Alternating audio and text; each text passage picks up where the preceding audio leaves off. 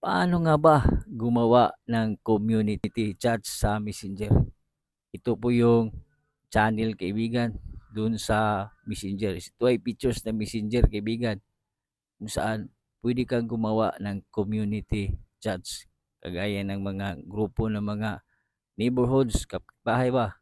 Napaganda nito kaibigan kasi nga subukan lang natin ang features ni Messenger.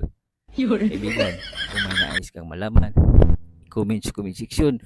Kung bago ka pa lang, click ang follow button sa tabi ng pangalan ko para updated ka palagi sa ating video. Tara, let's go!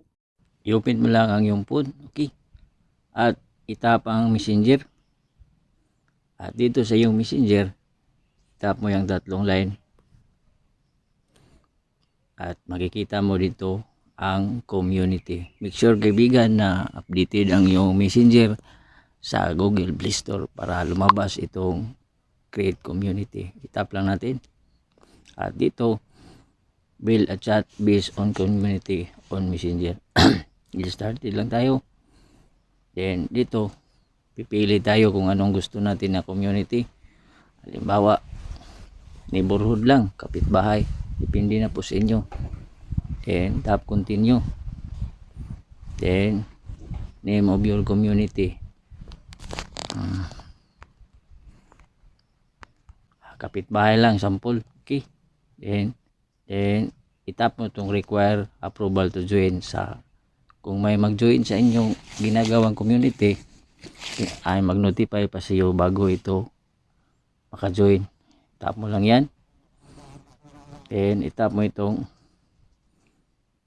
who can see this community. At dito depende na po sa inyo kung anong gusto nyo ilagay dito. Halimbawa welcome welcome everyone to this community is for members to the chat, share important updates.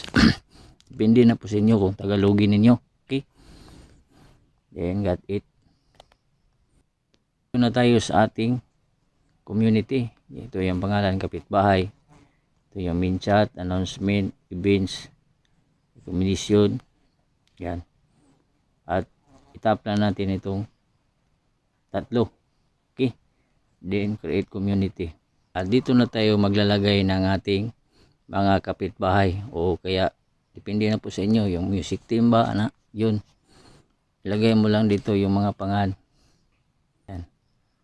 At dalawa lang aking ilagay kasi nga kuha mo to ng example lang. Okay, at depende na po sa inyo kung ilan ang inyong ilagay. Then send mo lang para ma-invite sila. Okay, at ito na nga yung ginagawa nating community o channels kaibigan. Channels ang tawag. Okay, so ganun lang. Huwag kalimutang i-share ang ating videos. Salamat.